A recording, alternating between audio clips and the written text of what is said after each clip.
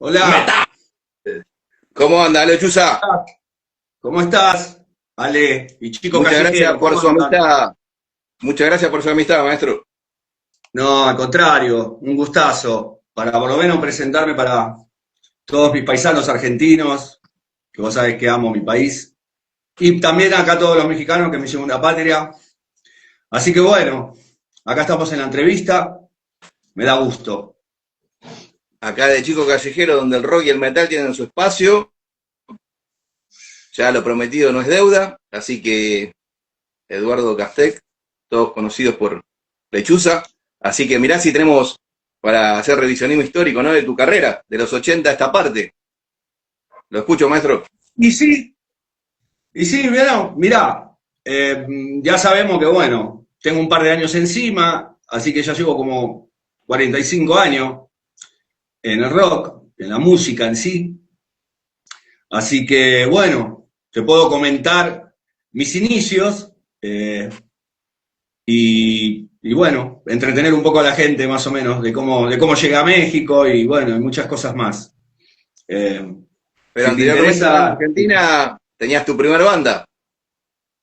Sí, yo tuve una primer banda de niño, bueno, chico, adolescente, a los 14, 15 años, que fue más o menos en los 80s. Formé una banda con, que es actualmente Gustavo Moteca, el guitarrista de Auténticos Decadentes, fundador también de Auténticos Decadentes, que tocábamos heavy metal.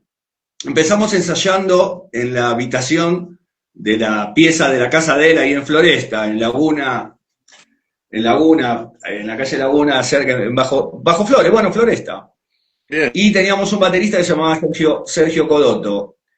El baterista, al cabo de un tiempo, hacíamos tocadas, o sea, como decimos, shows así por los barrios. Éramos chicos. Pero ahí fue como la primer parte, ¿no? De mi historia musical. Como ya saliendo en vivo a tocar y eso, ¿no? Éramos chicos, pero bueno, le empezamos a dar y tuvimos una tragedia porque el baterista, este chico Sergio Codotto, que en paz descanse, mm, sus papás le regalaron una moto el día de su cumpleaños. ¿Y qué crees? Fue fatal, ¿no? Porque él salió a probar la moto y el Richeri lo atropelló un camión, ¿no? Entonces fue algo demoledor, porque viste uno cuando está más chico que parece que la vida es eterna, ¿no? Tal cual. No se habla de la muerte, ¿no? Entonces fue un golpe durísimo que tuvimos Gustavo y yo, ¿no? Muy, muy fuerte, ¿no? Nos costó mucho, mucho recuperarnos de eso, ¿no? Pero al poco tiempo, no sé, al año, vamos a suponer, que más o menos ya nos habíamos recuperado de esa situación, dimos con el tanque, con Jorge Iglesias, el tanque, el que es actualmente el baterista de La Renga, que él vivía en Olivera y Junta, Mataderos. Vivía como unas 8 cuadras de mi casa, yo vivía en Fonrush y casi iba a Perón. Así que bueno, no recuerdo exactamente cómo dimos con él, porque viste, como cuando estás chico te vas moviendo por todos lados, viste, no es como cuando te haces más grande que te sectorizás. Pero en Tal ese cual, sí, momento sí. Uno va recorriendo los barrios, ¿no? Claro. exacto, vas recorriendo, vas saliendo, hay cumpleaños, hay fiestas, entonces yo creo que ahí fuimos llegando a tener un vecino que quedaba acá prácticamente a la mitad de distancia de la casa de los dos, que tenía una batería y le gustaba Led Zeppelin.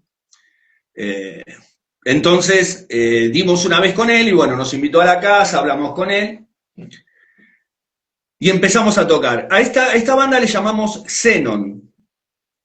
Así que bueno, empezamos a ensayar en una casa prestada que nos prestaban cerca de Alberdi, en el mismo barrio de Mataderos, la Razabal y Alberdi. No recuerdo bien cómo llegamos ahí, había una amiga de una secundaria que nos dijo, bueno, si quieren tocar, yo tenía una casa grande y nos prestaba una pieza, una habitación. Entonces llevamos las cosas para allá. Conseguimos un cantante y empezamos a sonar así ya heavy metal, ¿no? Tipo eh, AC/DC o algo, bueno, de la época, Muy pero pesado, haciendo claro, tal metal. cual. Sí, de rock pesado, empezamos con rock pesado. Bueno, pasó esto un año, salimos, hicimos creo que 2 fechas, salimos a tocar un poco, Pero luego yo creo que la misma edad hizo que cada uno agarre un canal, ¿no? O sea, agarró un canal distinto. Era, qué sé yo, un chico que me gustaba, por ejemplo, a mí me explotó la cabeza Kiss Alive 2, que llegó a Argentina, ¿no? El disco. Me gustaba también anteriormente mucho Deep Purple, Led Zeppelin, las bandas, o sea, que llegaban, que ya las veníamos escuchando con gente un poco más grande de lo que era mi edad, pero por lo nuevo que salió, Motley Crue, todas estas bandas que traían como una imagen un poco más extrema, a mí me llamaba mucho la atención, y también me llamaba mucho la atención el metal fuerte, ¿no? O sea, bandas como Creator. Entonces fue como que, bueno, tuvimos no una disputa, pero fue como que se fue enfriando esa situación. Gustavo empezó más con el ska, le empezó a interesar un poco más el trabajo musical de ska o con otro tipo de argumento, y yo me aferré más a seguir con el metal, ¿no? Y el Tanque quedó también en esa situación de rock metal, porque él después, con el tiempo, siguió en Nepal, en una banda también que es muy conocida de Argentina. Sí. Pero yo en ese momento, en unos avisos que salían, porque había revistas en esa época, no es como la comunicación de ahora, que tenemos plataforma y todo, y es diferente. En esa época teníamos teléfono de línea, teléfonos públicos, teníamos todos los teléfonos metidos, los números metidos en la cabeza, ¿no? A ver, voy a llamar a mi amigo, vos ya lo sabías de memoria el teléfono. Ahora si perdés tu teléfono no sabés ni tu número, ¿no? Tal cual. Sí o no, es una cosa de loco. Pero sí, yo me acuerdo que en esa época salían unas revistas, no me acuerdo, bueno, estaba la Metal, la Madhouse, no recuerdo bien dónde vi un aviso que se buscaba un guitarrista de una banda que se llamaba Sabotage.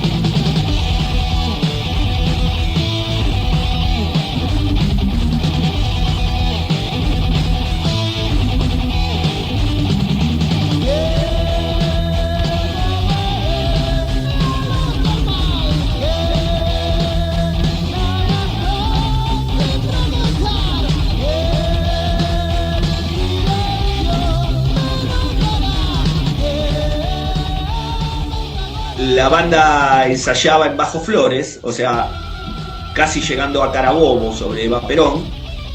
Había una autopista que habían fabricado hacía poquito. ¿En qué años estamos hablando? ¿Año 80? Y estamos hablando, ya estamos hablando del 86. Estamos hablando de los años 86. 86, 87. Claro, es como que la democracia estaba hace unos añitos nomás. Y sí, o sea, lo que pasa es que ahora es como que los años se le pasan muy rápido, pero en ese momento no sé si es que uno está haciendo demasiadas cosas o va o viene, pero el tiempo se maneja de una manera distinta, ¿no? Yo digo que para mí cada año de esa época se me hace como muchas cosas que pasaron, ¿entendés? O sea, como que hubo demasiados movimientos tal vez en un tiempo que ahora me pongo a pensar, digo, parece reducido, ¿no? Fueron 4 o 5 años, pero en esos 4 o 5 años fue de todo, ¿no? Tal cual. Cuando yo me presenté, el que estaba cabecilla, como que era el que fundó la banda, eran dos, era Hulk, que era el bajista, Carlos Caro, y Marcelo Simonelli, que era el guitarrista. Y tenían otro guitarrista que aparentemente era el que ya no estaba, que se llamaba Sergio Sabatini, que él todavía actualmente sigue tocando en Argentina, el doctor le decíamos, y Sam y Darío. Sam era el cantante y Darío era el baterista. El tema fue que hubo una disputa, ellos grabaron un pequeño demo, no sé si con 3 canciones, que eran lo que me habían mostrado a mí que habían hecho. Y bueno, yo llegué y empezó la nueva etapa, ¿no? La etapa del Sabotage, que más o menos es el que conoce ahora la gente, ¿no? O sea, que se conoció en ese momento, que fue el momento de la explosión metálica y que la banda ya tenía, como decir, un nivel, ¿no? Entonces, Y yo un EP, conocí... un EP, no un Ajá. demo. Es la primera banda que vos ya podés grabar un demo o un EP. Lo que pasa es que yo todavía no lo había grabado. Ellos tenían algo grabado Sí. que me mostraron a mí, para decirme más o menos de qué se trataba su estilo y eso. Hasta que empezamos a trabajar, yo ya me quedé en la banda y conseguí un baterista que le decíamos Miguel Coquain, que se llama Miguel Ciadamidaro, que tocaba muy bien. Y a él yo lo conocía porque este Miguel Coquain tocaba con quien sería el Tano Marcello, que fue en Valdragón. Sí. La idea fue que él todavía no existía Valdragón, pero él sí se conocía con el Tano Marcello, y mi hermano, que en paz descanse, que él falleció, mi hermano fue como que el primero que tocó la guitarra eléctrica antes que yo, cuando nosotros tocamos el piano. Él me llevaba, ¿viste? Como él era un poco mayorcito que yo, él me llevaba a ciertos eventos, ¿viste? De rock de gente un poco más grande. Y me acuerdo que, bueno, conocía ahí varias gente, por ejemplo, había como unos rock and rolleros, blueseros que tocaban, eran de Lugano y que se llamaban la Lugano Blues Band, ¿no? Y había una banda que se llamaba Relash, que sonaban bastante bien por lo que era la época, traían sus Fender Strato, que en ese momento era como la guitarra más comercializada, ¿no? De decir, tengo una Fender, Telecaster o un Strato. Y bueno, conocí a este baterista que sí, era muy, muy bueno. Y dada la situación, cuando yo entro a Sabotage no había baterista, por lo mismo. Se había terminado, el Darío que estaba no estuvo. Y bueno, yo empecé a tratar de conectar a Miguel. Y bueno, lo conecté a Miguel, lo llevé y quedó pegado a Miguel también, le gustó cómo venía la situación. Y es más, me acuerdo, mirá, ahora justo que estoy hablando, me estoy acordando, que en la sala había una batería grandísima, una PER, de 12 cuerpos, muy bonita, que Excelente. era de alguien era de alguien que era un chavo medio loquito que se había ido a probar, que había estado un tiempo ahí. Pero hubo una situación macabra ahí porque Marcelo se había comprado una Fender 25 aniversario y había dejado la Fender en la sala. Y un día desapareció la Fender. Qué mal. Ah, sí, sí, fue un garrón. Y esa vez Marcelo se dio cuenta que fue él. No recuerdo bien cómo fue la situación de que alguien lo vio. Bueno, la idea es que Marcelo agarró y le dijo, no, la nena no te la llevas. La nena le decíamos a la batería. Tráeme la La guitarra. batería queda acá. Claro, Miguel cuando fue y vio ese semejante monstruo de batería dijo, chale, esta es mía, ¿no? Así que Miguelito se la empezó a comprar a Marcelo y teníamos una pinche batería. Bueno, empezamos así. Al poco tiempo ya teníamos sonando unas canciones, habíamos probado unos cantantes, teníamos un poco de problema con el tema de cantar, hasta me acuerdo que Marcelo me había dicho, che, bueno, ¿te animás a cantar? Porque era más fácil conseguir un guitarrista o tal vez un bajista o un baterista que un cantante, o sea, capaz que había, pero no que cantaran bien, ¿viste? O que Bien. estaban metidos más en la onda de cantar metal, ¿no? Que esa era la idea. Bueno, ahí en ese trance de tiempo, no te sé decir qué tanto tiempo pasó, nosotros nos fuimos ensamblando más como músicos en el concepto que queríamos llegar, ensayábamos bastante. Así que bueno, llegó el momento de que esa sala, como estaba en un lugar donde estaban pasando la autopista, esa casa el gobierno le iba a tirar, ¿viste? Ah, Entonces mira. tuvimos que buscar un lugar de ensayo. Pero antes de que suceda eso, en ese tiempo, nosotros en Bajo Flores, igual, yo lo conocía a Walter Giardino. Walter Giardino tenía una banda que se llamaba Punto Rojo, donde tocaba el Pancho, el bajo y el Turco la batería. Ellos hacían también shows ahí por Flores, por Bajo Flores, Mataderos. O sea, se movían en ese rubro. Walter ya venía con una propuesta de rock metálico, no llegaba a ser un metal, como decir, heavy, pero sí traía ese concepto más clásico, pero...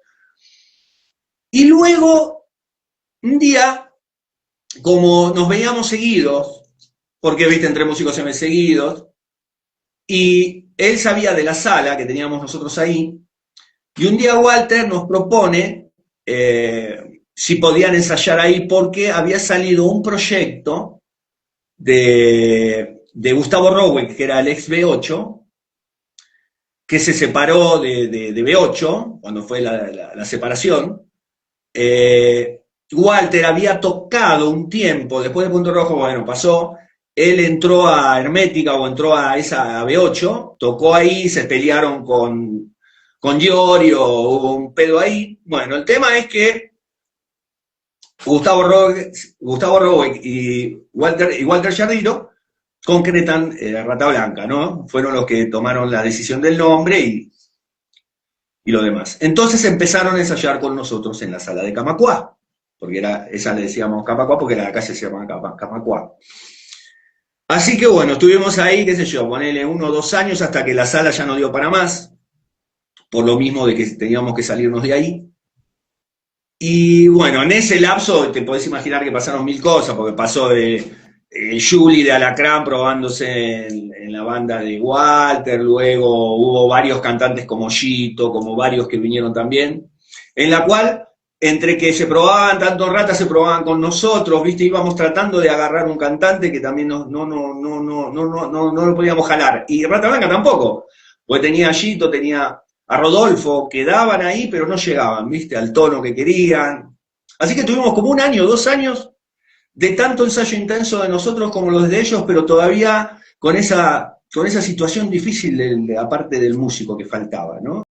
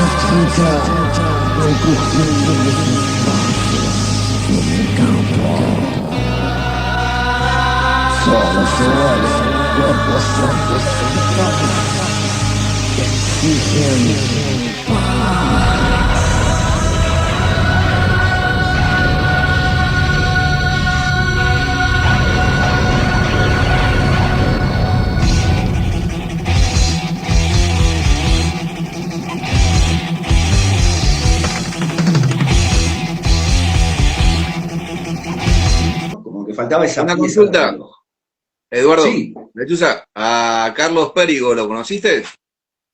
claro, Carlos Périgo entró a Henkel, pero esto es ya, estamos hablando, justo voy a llegar a esa época. Dame chance un minuto, mirá. Bien. Terminamos, cuando nos fuimos de esa sala, pasamos a una sala que yo ya me hice en mi casa. Yo tengo todavía la casa de Fonrouge, donde en la parte del medio, o sea, es una casa que mide 50 metros, media cuadra, ¿no? O sea, hay una casa adelante, una casita que se habitaba antes, otra casa atrás y un terreno. Bueno, en ese momento, por cosas de la familia, ya no vivían mis papás ahí tampoco, y utilicé la casa y empecé a hacer una sala grande, en la casa del medio. Entonces ahí empezaron, mirá, ahí vinieron todos, los Decadentes, cuando se estaban armando, Rata. Es más, nosotros le habíamos pedido de Inglaterra un Marshall JCM 800 importado, así que creo que usa Tipton de Judas Priest, ¿no? Ese lo Sí, teníamos sí. nosotros, el original, ¿viste? Y a Walter le encantaba también ese, que fue que grabó el primer disco con nuestro equipo. Bien. Así que ensayamos ahí en Matadero, y ahí fue donde conseguimos al cantante Ángel, Ángel Vierna. Ángel Vierna es el que grabó este disco, que es el que se editó otra vez hace como, que fue en la época del COVID, que Sí. me sale la propuesta porque habíamos hecho 3 demos, de las cuales este era el demo que más o menos era el más reciente, y bueno, surge esta situación después de shows y de cosas, ¿no? Obvio, por eso te digo que a veces tratar de suprimirte tantas cosas se me hace un poco complicado. Habíamos ya tenido bastantes presentaciones, y Con Sabotage tuvo la Sabotage. exclusividad. Sabotage tuvo la exclusividad en ese momento. Marcelo, ¿viste? Que en paz descanse también, porque él falleció en un accidente. Él era un tipo así como un poco distinto, ¿no? En su forma de pensar. En esa época, más o menos la gente iba para un lado y él tenía como otras ideas. Y nosotros lo apoyábamos también, ¿no? Y él había dicho, no, mira, si vamos a tocar metal, no se trata de que toquemos en galpones, ¿viste? Vamos a tratar de tocar en teatros con butaca para que los metaleros se sienten en una pinche butaca, ¿no? Entonces, wow, ¿no? Empezamos con esa idea, ¿no? Hasta que empezamos a concretar teatros que nunca se había tocado rock fuerte, ni menos metal, como el Teatro La Salle, Parque Chacabuco, lugares así, donde realmente la presentación era muy buena, teníamos el apoyo también de gente que manejaba la banda, y bueno, empezó la banda a crecer, y sí, gustaba, ya nos habíamos puesto en un nivel bastante alto de repente del metal, ¿no? Y justo lo que vos me preguntaste, si conocía a Périgo. Périgo entra en juego, pasó por la sala de Sabotage. Es más, él estuvo en mi casa durmiendo conmigo, trajo a su pareja, somos gente muy conocida, ¿no? O sea, hemos tenido Sí, sí. nuestras noches, ¿no? Nuestras noches de recuerdo, esas de que no se olvidan, ¿no? Y él, fíjate que empezó a cantar en Henkel. Henkel es la banda vecina de mi casa, que mira, justamente la gorra que yo tengo, que dice Mataderos y esto que el otro, esta gorra me la da el bajista ahora que fui a Buenos Aires el año pasado, que toqué con ellos un rock ahí en el Parque Avellaneda, en un evento grande que hubo en el parque. Toqué un cover de Papo, de Riff, No detenga su motor. Y él, bueno, me dio la gorra, todo. Y yo cada vez que voy, o sea, como tuvimos esa misma época, Henkel era una banda que había sonado bien, tocaba el Pato Strum. O sea, el Pato Strum fue el que estuvo en Simbiosis, el que estuvo en Malón. Entonces, o sea, veníamos en ese estereotipo. Y en el mismo barrio, a 7 cuadras de mi casa, para el otro lado, vivía Charlie Guillem, de Letal. Es más, él trabajaba de donde yo vivía, en la avenida Eva Perón, dabas a la vuelta, a Merito dabas la vuelta ahí en la avenida Eva Perón, y había una casa Sí. que vendían gas, nitrógeno, todas esas cosas. Él trabajaba ahí, él levantaba los tanques de nitrógeno, los tanques de gas. Y siempre que pasaba yo, porque siempre nos veíamos, hablábamos, ¿viste? De rock y todo. Y un día nos encontramos y tocamos. Y empezamos a zapar con él, nos hicimos amigos, ¿viste? De Jimmy, nosotros nos llamamos Jimmy, ¿viste? Entonces, fíjate, en ese mismo momento tenía casi letal en formación, porque él tenía otra banda que se llamaba, su madre, ¿cómo decir? Se llamaba, tenía un nombre como árabe, una palabra así que ahora no me sale, capaz que me sale al ratito y te lo digo. Bueno, Charlie Guillén, te digo. una bandita que, hola, ¿cómo? Sí, sí, que te decía Charlie Guillen, de Letal. Hoy Letal está haciendo un Exacto. homenaje tanto a Sánchez Albatero como a Guillen, que es un EP que se llama Warrior, Sí. que fue uno de los últimos que hicieron todo netamente en inglés. Claro, acordate que al baterista yo también lo conocí, pero el baterista ya era más de la zona de Chacarita, por ahí atrás, tenía una sala, que él falleció también, ya Sí, hace sí, un sí. rato, ya hace un rato. Que yo también estuve en una cierta situación cuando fue lo después del Sabotaje, estuve armando cosas con él en la sala de él. Y él en ese momento estaba tocando con el hijo de Papo. O sea que mirá, así como me voy revolviendo, ¿no? La memoria o sea, me traiciona un poco, ¿no? Porque de repente había cosas que pensaba que me las acordaba, pero ahora que estoy tocando el tema y lo voy hilando, más o menos estoy tratando de explicarte cómo vino esa movida de la explosión de los 80. Buenísimo. Entonces, Henkel necesitaba un cantante. Y ellos ligaron a Perigo. Perigo venía de La Plata, o sea, no era de la ciudad. O sea, que él venía a ensayar capaz que una vez a la semana, una cada 15 días. Y ahí era la banda de Henkel. Y bueno, Sabotage y Henkel eran como que estaban en esa misma situación. Nada más que Henkel después, por diferentes motivos, ahí tocaba el Bocón, que es el Javier Cuevas, como guitarro principal de Henkel. Estaba el Bocón, de Jericó. Estaba un chiquito que tocaba muy bien la guitarra, que era más del lado de Floresta, que se llamaba Nacho, algo así, no me acuerdo. El Pato Strum, Miguel, el que me regaló la gorra, el que lo vi ahora que toqué con él, el Rienzo Cooper, que le decimos Rienzo Cooper. Y bueno, fue esa etapa.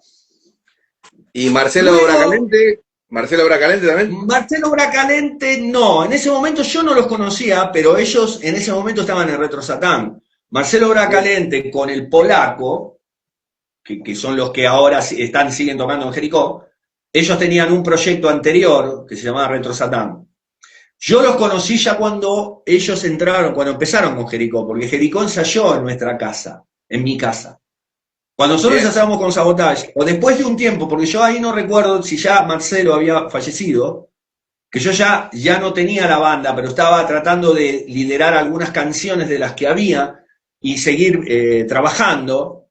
Sí. Fue un poco difícil poder otra vez retomar ese puente. La sala estaba preparada para mucha gente que venía a ensayar, entonces yo la tenía también de renta. En ese momento vino Jericó, tocaba un baterista llamado El Patón, ya empezaban con lo que era Jericó, porque ya estaba el polaco, y ya estaba Bracalente, y me acuerdo que estaba Walter Mesa. Estuvo un tiempo el cantante que sería de Orcas, ahora. Así que bueno, esa fue una etapa, ¿no? Y en esa parte de esa etapa yo empecé a tocar con un baterista que se llama Emiliano Gómez, que él está en Buenos Aires, él ahora no se dedica a tocar en vivo ni nada de eso, sigue con la música y eso, pero se dedica más al estudio y todo. Él tocó una vez en la última época de Sabotage porque Miguel Cocaine falleció. Al fallecer Miguel Cocaine, nosotros empezamos a estar en la búsqueda de bateristas, hasta que llegó este muchacho, este pibe, que bueno, yo digo pibe, tiene mi misma edad. Él tocaba death metal, tocaba muy rápido, tocaba muy bien. En esa época lo conocí a él, quedamos en un contacto de amistad, y cuando fue que se terminó lo de Sabotage, que bueno, ya vino la muerte de Marcelo, pasaron todas estas cosas, yo rearmé un proyecto con él. Conseguimos un bajista que él lo conocía, que también era, ellos son de zona sur, de Lomas de Zamora, que se llamaba Dani, y empezamos a armar el proyecto Clon. Clon ya era una banda un poco más extrema que Sabotage, tenía como esos tintes así de death, más veloz, como que era más, no sé cómo explicarte, sería bueno hacerte escuchar algo de ese material, si es tan interesante. Así que eso duró 2 años, 2 o 3 años. Hubo como una situación de parón con respecto a las salidas a tocar, luego los cantantes también nos complicaron un poco, grabamos un demo con un cantante que después se enfermó, y bueno, quedó un DAT, que lo tengo acá, lo traje a México. Nada más que no lo reproducía a CD, ¿no? Así que estaría bueno, porque sí me gustaría volverlo a escuchar, ¿no? Sí, su material bastante.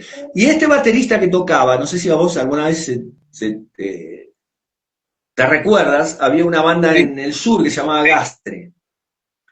Mirá. Él tocaba en esa banda, en Gastre. Es una banda también de esa época, de metal.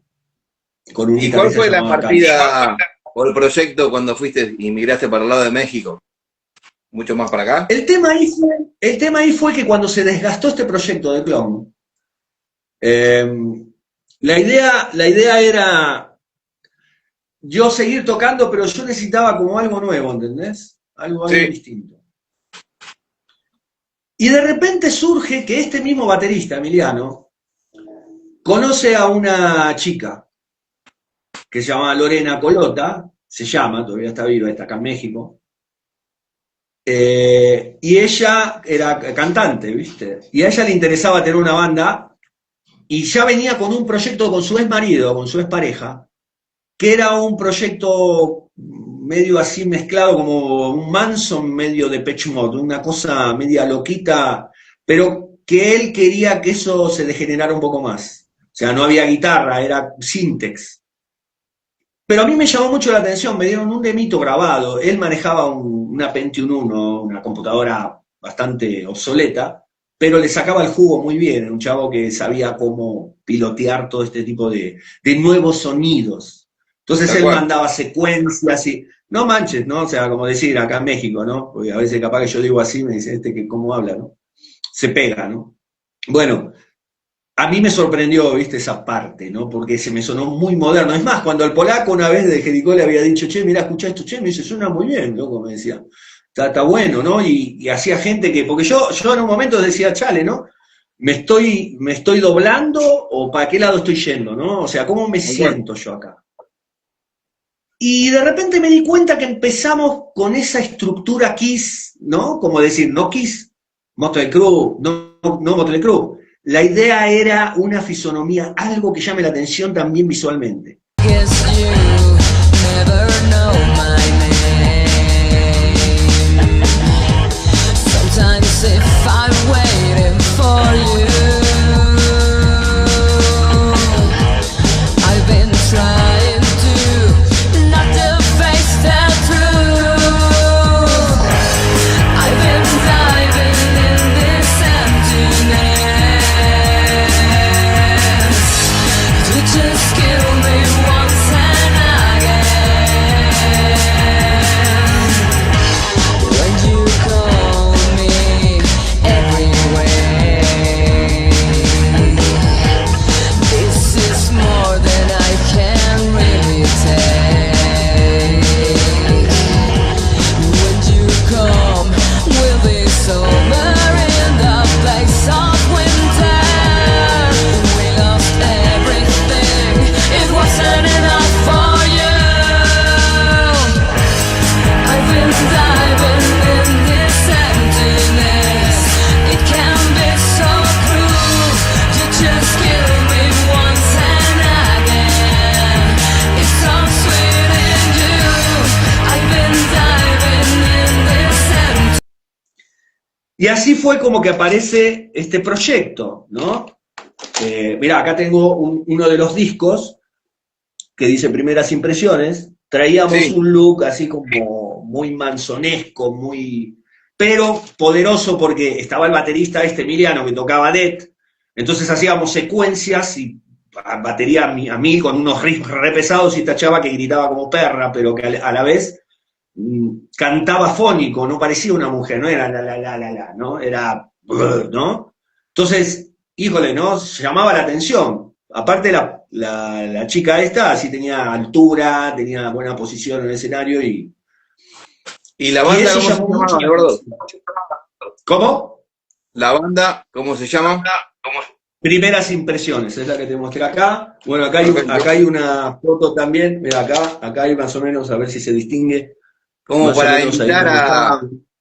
como para invitar al Acá estoy público yo que en la la, busque por las plataformas musicales, ¿no? De YouTube, Spotify. claro, primeras impresiones. Este proyecto fue uno de los proyectos fue el proyecto que me sacó de Argentina. ¿Por qué?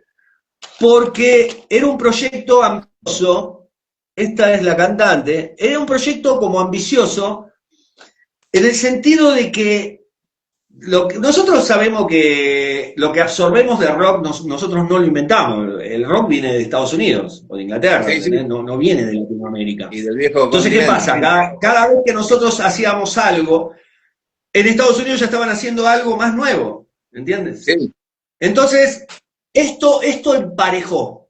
¿Por qué? Porque, por ejemplo, yo digo, ¿no? Las bandas de Argentina, como Jericó, como Orcas, siguen en la misma línea y ya tienen 30 años, pero siguen tocando lo mismo. Sí, Tal vez si hacen un tema distinto, tiene la misma energía, o sea, tiene la misma tipo de composición. identidad. En este caso yo tuve la versatilidad de poder tocar diferentes cosas y adaptarme. Yo en este caso me sentía muy bien en estos escenarios y me llamaba mucho la atención cómo a la gente le volaba la cabeza. Tanto así, cuando ya Rata Blanca había grabado el primer disco con Saúl Blanche, que eso lo empezaron a grabar prácticamente cuando estábamos en la sala de Flores. Bueno, yo me destilé a la pregunta más para mí que para la historia de Rata, entonces no te conté esa parte, que te dije que sí, le habíamos prestado el JCM 800 de Marshall para que grabe el primer disco Walter. Sí, Y en ese momento yo ya estaba con esta situación, ¿no? De primeras impresiones. Y el que manejaba Rata Blanca en ese momento, el Tano Boto tenía un café bar, más bien una cervecería con video bar en Flores, a la vuelta de la iglesia de Flores, Pedernera y Ramón Falcón. Él empezó a ser manager, empezó a dedicarse al manejo de bandas. Entonces absorbió a Rata Blanca, que en ese momento ya estaba con el Negrito Guillermo, que en paz descanse también el Negro Guillermo, ¿no? El bajista de Rata. Y el Tano Boto, como ya me conocía a mí de Sabotage y ya nos conocíamos, porque yo iba mucho a su lugar y él venía a la sala y XX, un día le llegó el material que yo tenía. Habíamos grabado como un pequeño demo, con primeras impresiones, con fotografía, book. Había salido la posibilidad, con primeras impresiones, porque como hacíamos shows y a la gente le gustaba mucho y le llamaba mucho la atención, siempre nos contrataban para algo. Tanto así, llegamos a ser teloneros de Marilyn Manson en el estadio de Vélez Sarsfield.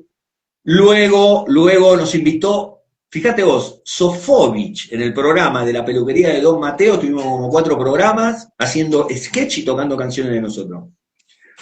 Eso hizo que el Tano Boto le interesó mucho el proyecto y le gustaban mucho las canciones. Entonces él tenía ya distribuido en varios países de Latinoamérica y un poco de Europa contactos. Entonces él viajaba, vendía sus fechas, pero también llevaba material. Entonces empezó a llevar material a México, llevaba material a España, llevaba material a Colombia, sucesivamente. Hasta que un día me llama y me dice, mira hermano, tu disco repegó, vámonos. Él tenía un sello que se llamaba Next Enterprise.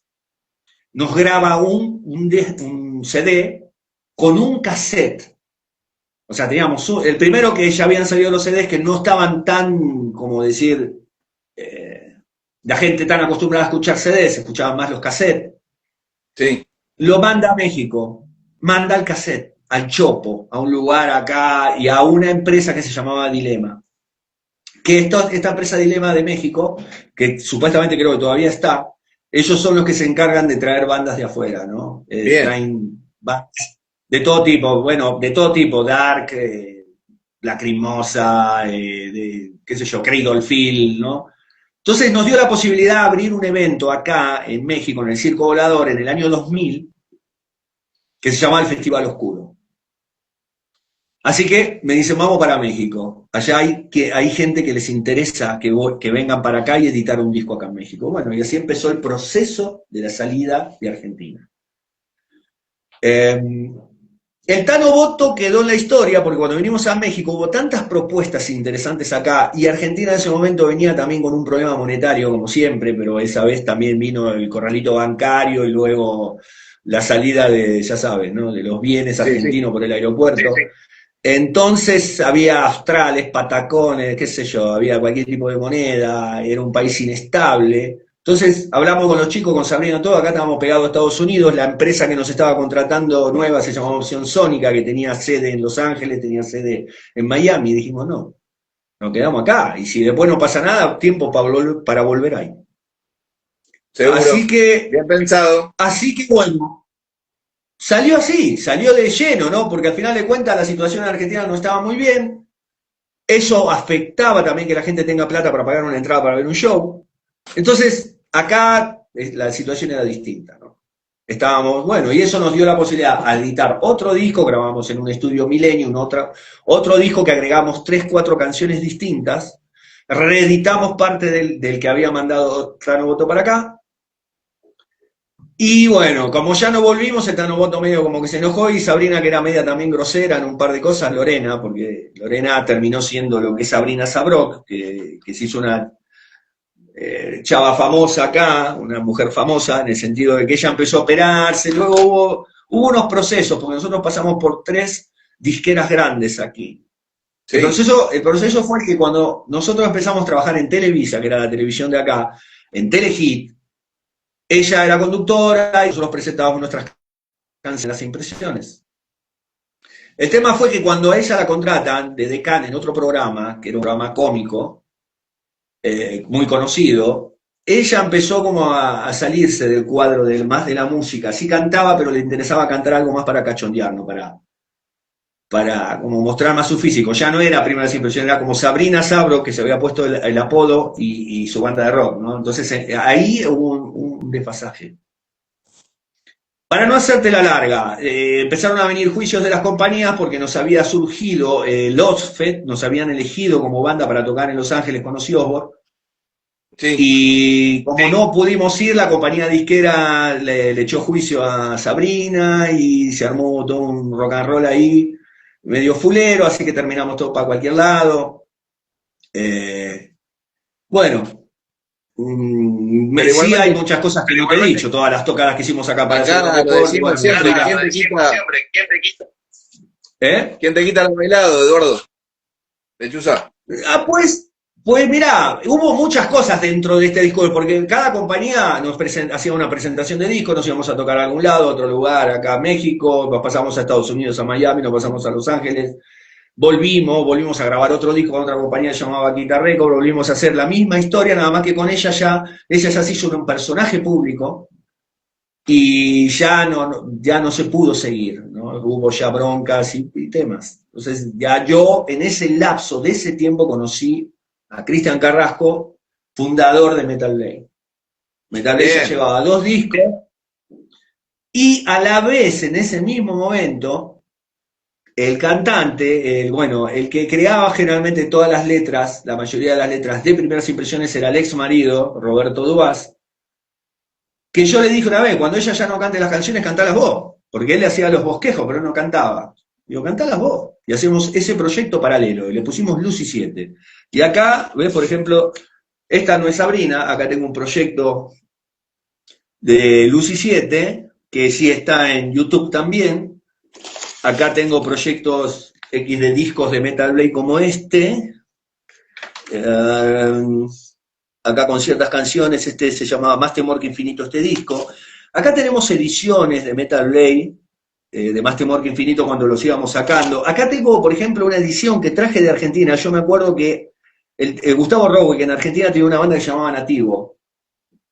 Cierto. Entonces acá yo los traje a México para ver si podía traerlos para aquí, para que vengan a tocar a México. Teníamos mucha comunicación en esa época, que después por diferentes cosas, bueno, a veces dio, no dio. Ahora ellos siguen tocando con sus proyectos que tienen de un disco de Rata Blanca y ya no se llaman Nativo, ¿no? Pero sí están vigentes. Sí, entre el cielo y el infierno. Sí. Exacto. Pues después ya de los discos estos que te dije, empecé con Lucy 7, que hicimos Zócalo Capitalino, que son lugares bastante públicos y grandes aquí, por ejemplo en los centros, ¿no? Como decir, toco en la Casa Rosada, ¿no? En un escenario ahí en el medio del parque de la Casa Rosada, ¿no? Que son eventos particularmente grandes. Tanto con Metal Blade, así que yo estaba, cuando moría Primeras Impresiones estábamos con Lucy 7 y a la vez con Metal Blade, y así sucesivamente.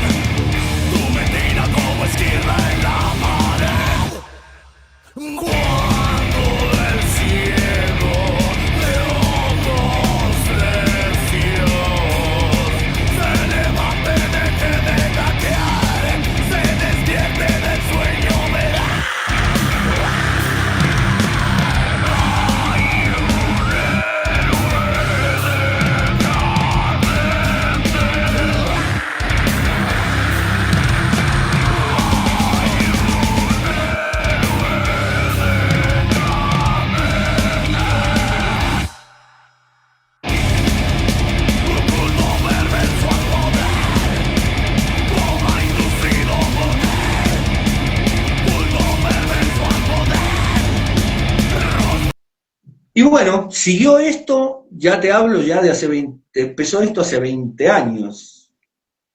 Hicimos ya 2 discos más con Metal Blade, que es, hicimos este Más Temor que Infinito, hicimos Ser Humano, que fue el que llegó al Grammy Latino una canción, Vamos el juego todavía. en que, como el boom de la trayectoria, la banda ya levantó su nivel, ya establecimos un peso, porque vos nombrás acá a México Metal Blade y sabemos de quién estamos hablando, ¿no?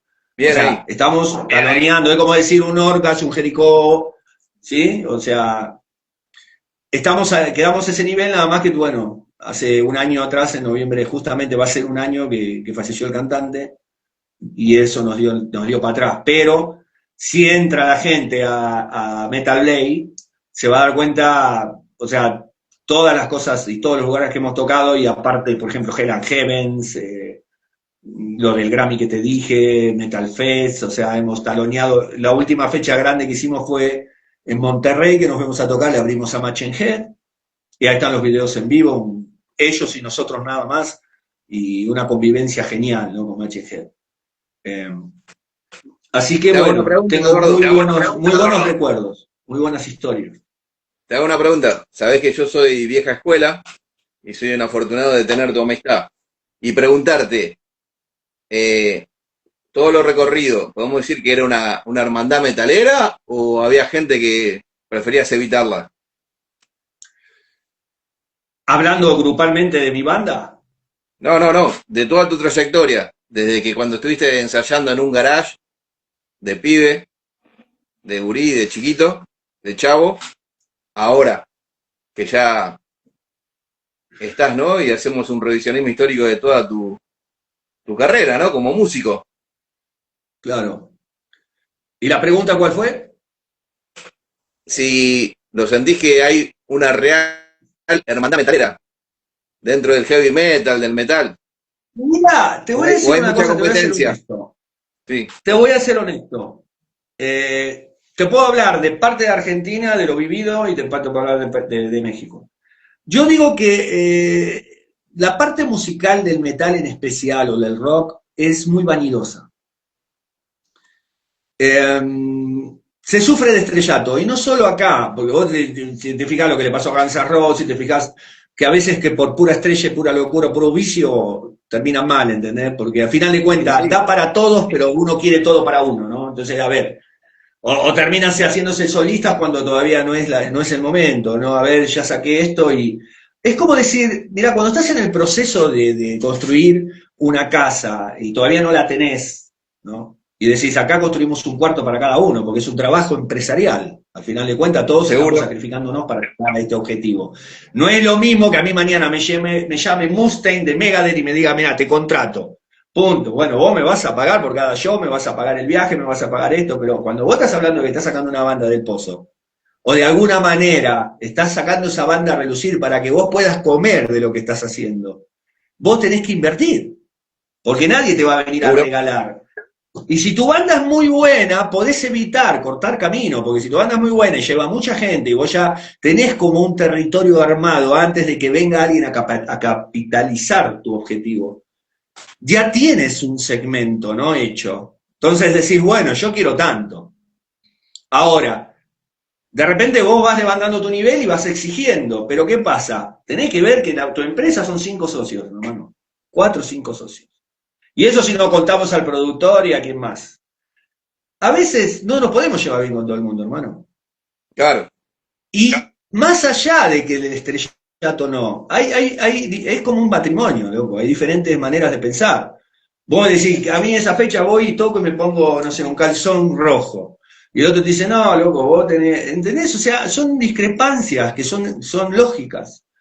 Pero hay situaciones que realmente sobrepasan la tolerancia, ¿no? Y Sí, en este caso, entiendo. por ejemplo, ya has visto, en Argentina cuando fue a tocar el pobre Cristo también de Kurt Cobain, ¿no? Se cayó en el escenario porque está drogado, el de Manson hizo lo mismo, entonces eso genera mucha pelea entre los músicos.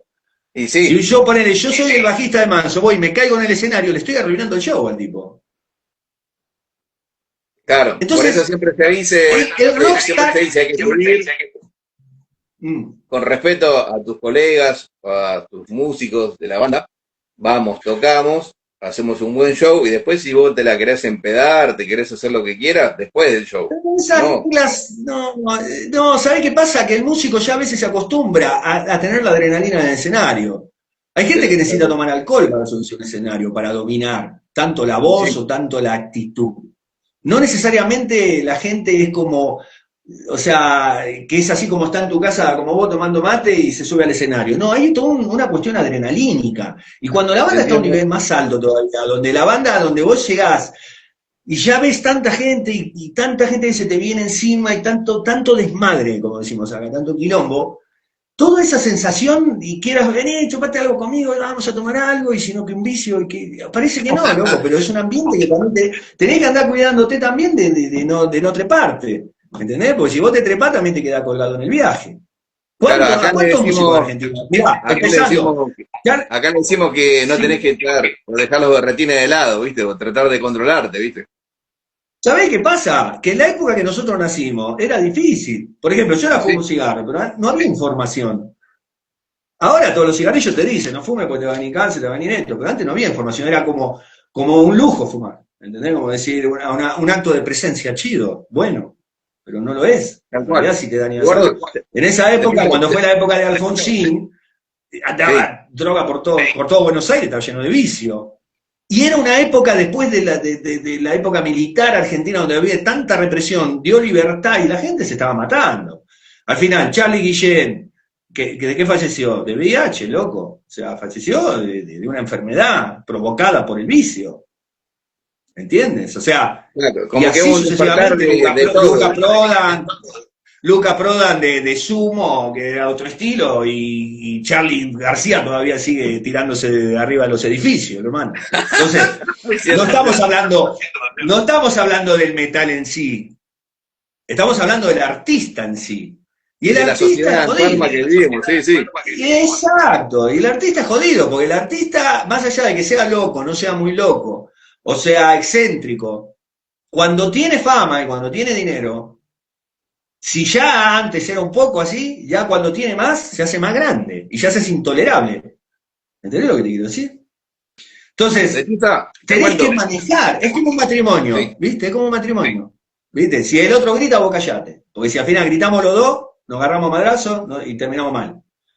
te Entonces, cuento. yo digo que Sí, es quien te toca, es cómo tú lo llevas, es qué dejas tú también, qué quieres tú también, y qué tantos huevos le pones al proyecto que tú quieres, cómo te sientes tú. Porque si yo digo, yo no puedo vivir sin un escenario, entonces yo digo, si no puedo vivir sin un escenario porque necesito pararme de arriba, porque es mi vida pararme de arriba, y aunque me paguen 2 pesos, me voy a subir porque por lo menos voy a sudar mi camiseta.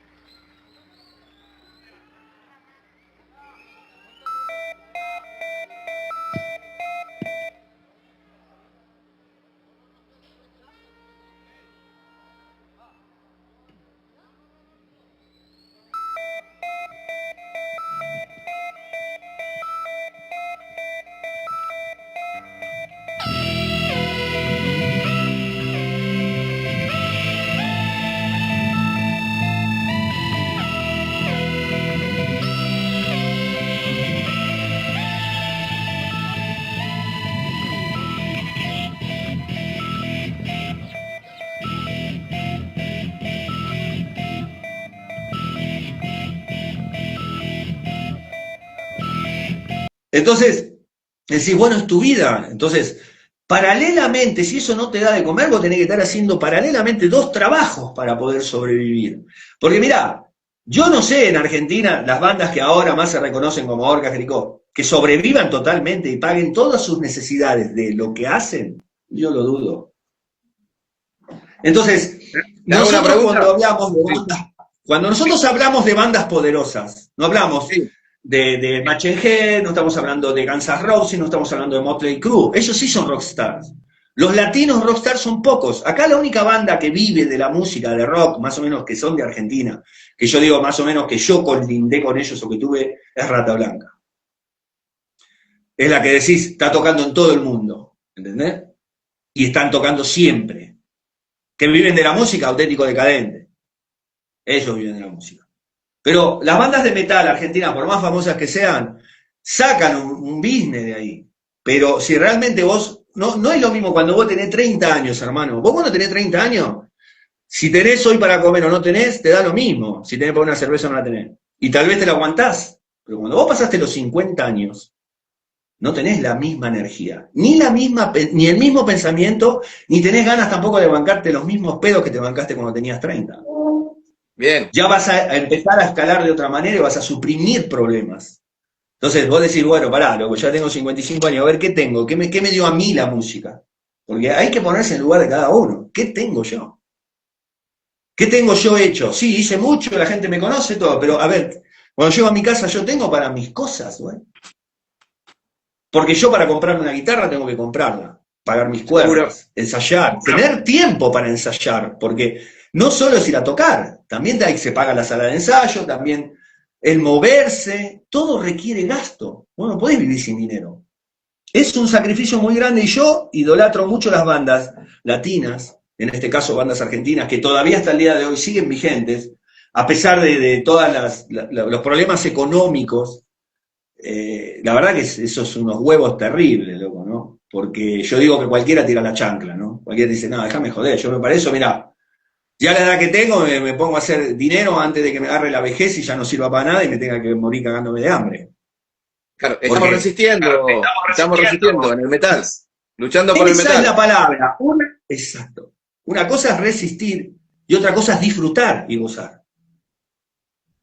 Cuando decimos una banda grande hace una gira como ahora Guns N' Roses, aunque el güey que ya canta, pobrecito, yo te digo la verdad, es una buena banda, todo lo que vos quieras, no voy en contra, al contrario, no es una de las bandas que a mí más me gustaron, su estilo ni nada, pero de repente no digo que son bandas grandes, que han hecho fortuna y han sido re famosas hasta el día de hoy. Bueno, el tipo, aunque esté hecho mierda y todo bien a cantar, aunque desafine, pero todavía es Axl Rose. Y todavía le pagan un chingo de dinero, hermano. Lechuza, una pregunta. Sí. El tiempo es tirano acá en Instagram. ¿Cómo querés cerrar? Algo que nos hayamos olvidado para cerrar. Te quedan 5 minutos o 10.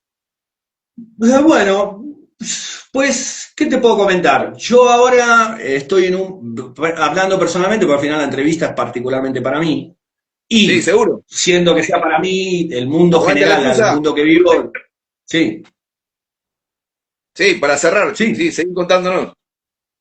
sí, me decís 5 o 10 minutos, por eso yo te estoy dando el splash. Todavía no pasó 30 segundos. Lo que te quería decir es que a lo que yo más o menos he vivido en toda mi vida, no me quejo de nada, al contrario, me siento muy agradecido. Y también, fíjate que yo a veces sentía que digo, bueno, loco, ahora que tengo una banda que ya llegó, pasa un accidente o pasa algo y se me viene abajo. Y no fue una vez, ya van 3 veces, que me llegó prácticamente toda la vida a mí.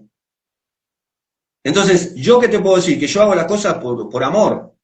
Porque al final, si vuelvo a empezar y vuelvo a sacar otro proyecto, o sea, no solo en mi país, he sacado una banda acá y hemos trabajado para levantar una banda en otro país. No es lo mismo estar en tu comodidad y en tu confort que estar en otro lugar. Así que yo, como experiencia, las tengo. Ahora, de ahí más que yo te diga qué voy a hacer de acá en adelante, sí, sigo tocando, eso sí, eso no voy a parar. ¿Qué va a pasar con Metal Blade? No lo sé. Metal Blade, yo, antes ya cuando murió el cantante, que en paz descanse, pero yo siento que como en Sabotage, las cosas cuando terminaron y quedaron, dejaron esa huella y yo siento que no se debe de manosear. Porque esa de que venga otro, que venga y el nombre siga y que hayan prácticamente todos integrantes distintos, ¿viste? ¿Qué sé yo? Tendría que ser algo muy particular de alguien que sea realmente el eje más importante de la banda y que funcione. Que dan otra propuesta. Sí, entiendo. Y hoy, en la música, allá en México, ¿qué estás haciendo? ¿Dando clase de guitarra, de Mirá, piano? no, yo acá me dedico a un par de cosas. Después del COVID, cuando vino el COVID, nosotros con Metal Bay nos bajamos del Hell and Heaven. Yo había viajado a Chile, había viajado a Buenos Aires y estaba haciendo las conexiones como para viajar con Metal Bay para allá. Terminamos el Hell and Heaven, cuando nos bajamos vino el COVID. Así que se me anuló Colombia, que íbamos a ir a tocar, Chile y Argentina. Ya de ahí me vino un bajón, porque al final daba clases yo de música en la semana en academias de música, tocaba el piano, daba clases de guitarra y piano, y aparte tocaba los fines de semana con la banda, así que me llevó una vida de música y va. Pero cuando pasó eso me quedé sin academia, pues cerraron todas, los shows se fueron al carajo, y todo lo que habíamos invertido, que fue dinero también para poder hacer esa gira, se fue al tacho. Entonces yo me empecé a carburar, digo, bueno, ¿qué hago, loco? ¿Qué voy a hacer? Me puse a dar clases Igualmente, online. igualmente viniste acá a la Argentina a visitar a tus parientes, ¿no? A tu madre. Ah, sí, sí, sí, viajé, me casé acá. Bueno, más allá de mi historia personal, no estamos hablando de la historia de la música, pero también hay muchas cosas que van influyendo en cualquier persona, no exactamente un músico, ¿no? En cualquier persona que trabaje en lo que sea, si tiene problemas familiares, si se le enfermó un pariente. Bueno, yo viajé a Argentina, sí, a ver a mi familia, también después de mucho tiempo, ya, bueno, desde del COVID en adelante creo que he ido 2 o 3 veces a ver a mi mamá, que la amo, y nuestra familia se redució y ella está más bien sola en este momento. No quiere mucho venir a México, entonces, bueno, así está la situación. Pero a lo que me refiero es que me puse a dar clases online después del COVID, de piano, de guitarra, porque como había dado muchas clases y acá Mano Bien tengo un renombre, me hice fácil de tener ocupados los horarios encerrado con el COVID. Y luego me puse a invertir en comprar autos. Compro autos y los rento, ¿viste? Para Uber. Eso es lo que hago. Bien. Eso no me genera tal vez tiempo a mí de que estar yo arriba del auto trabajando 12 horas, ¿no? Entonces, yo lo rento si me ocupo en la mañana y a las tardes doy clase, toco y sigo armando mis proyectos, estudiando un poquitito más de audio digital o cosas así como para que cuando sienta yo que sucedan las cosas que tengan que suceder más adelante, no porque me vengan a golpear la puerta, sino para estar preparado siempre para lo que pueda venir. Yo en este momento, como te digo, ahora, después de lo que pasó, que estaba muy ilusionado con Metal Blade esta última época y pasa esto, no te digo que me caí moralmente, no me caí, pero ahora estoy pensando un poco más en mí, ¿no? Estoy pensando más en desarrollarme y de estar más con una tranquilidad financiera, ¿no? ¿Para qué? Muy bien, Para que el muy día de bien, mañana, buenísimo. para que el día de mañana yo digo, acá tengo en el bolsillo, quiero tocar en Argentina, bueno, tengo dinero. Si no me lo paga alguien, yo voy y trato de armarlo. Porque al final, en el fondo, para todo se necesita dinero. Entonces, si no tienes Sí. dinero, también es como que tenés que rifar tenés que bailar con la más fea, ¿viste? Esa es la verdad. Así que, cerrando de acá de Chico Callejero, muchas gracias por la entrevista, a su tiempo y No, forma, gracias porque a sabés que yo, y gracias por tu amistad, Edu querido. Así que de Chico Callejero, donde el rock y el metal tienen su espacio, y es un espacio que es haciendo revisionismo histórico, ¿no? De los grandes músicos talentosos argentinos en el mundo. Así que bueno, muchas gracias porque ya sos la tercera entrevista de un argentino en el mundo. Muchas gracias. Muchas gracias a vos, Ale. Muchas gracias a todos los oyentes. Les mando un fuerte abrazo. Que viva el rock, que viva el metal. Y les voy a decir una cosa, te voy a decir una cosa muy importante. Qué bueno que haya gente como tú que se ocupe de esto, ¿no? De despertar a los demás, de ver qué sacrificio lleva la gente, cómo la vida del artista o del músico va diferente, ¿no? Diferente, porque uno puede Nada, estar porque acá en la México venís toda la vida rockeando de viendo los todo. 80, que yo no, les digo que yo a los 14 años no me iba con los amigos de mi hermano, sino con los jipones grandes, ¿viste? Porque acá en Castelar, ponen está la gente de Plus, de Saque, que después Sí, hicieron Uzi. sí, sí, Así que sí, bueno, sí. la curtí esa onda, ¿entendés? Claro, claro, claro. Sí, no, es importantísimo y siento que me da mucho gusto, ¿no? Que me hayas invitado a esta entrevista y la verdad, en lo que se te puede ayudar a Chico Callejero para que vaya para arriba y que realmente haya un lugar a donde la gente quiera escuchar y quiera saber un poquitito más el trasfondo, ¿no? Las cosas. ¿no? Lo que ¿Y quién no te sucede dice, en el Lechuza, ambiente. que podemos hacer, Eduardo Lechuza Castec, ¿no? Segunda entrevista, parte 2. Exacto. Sí, porque al final, como te digo, los años parecen, ¿no?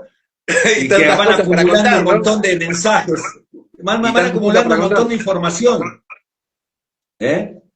Y tantas cosas para contar, porque nos podés contar de las guitarras, si tocas en drop, si tocas... Claro, sí, hay millones. No, mirá, me salteé. Aparece que hablé como un loro todo el tiempo, pero trataba de poder abarcar todo lo que más podía, pero al final fue un poquito de Dale, cada cosa. nos La comprometemos idea para hacer sería ir la segunda parte. explayándome, Nos comprometemos para hacer la segunda parte, explayándome tal vez Lechuza. por cada proyecto. La próxima es decirte, a ver, vamos a hablar solo de Lucy, vamos a hablar solo de Primeras, vamos a hablar solo de Metal Blade, vamos a hablar solo de Y Sabotage. bueno, y quien se Entonces, haya quedado en esta entrevista, quien se haya quedado en esta entrevista hasta el último momento de Chico Callejero, vamos a tratar de poner todo en la plataforma de Rock para Mamíferos y lo van a poder encontrar en YouTube, más toda la música de todas las bandas que estuviste, Lechuza. perfecto, estaría buenísimo, me encantaría, ¿no? Porque eso ya le daría el condimento justo para que la historia, en la historia que voy contando se vaya proyectando ese el estilo y bueno, el momento, ¿no? La verdad que Bueno, estaría, así como que decimos acá en muchísimas México, poca gracias, madre. Lechuza querido. Aguante heavy metal, aguante rock Abrazo, pesado. abrazo. Y Saludos resistimos. hasta el sur. Gracias a vos podemos contar esta historia hoy, 2025.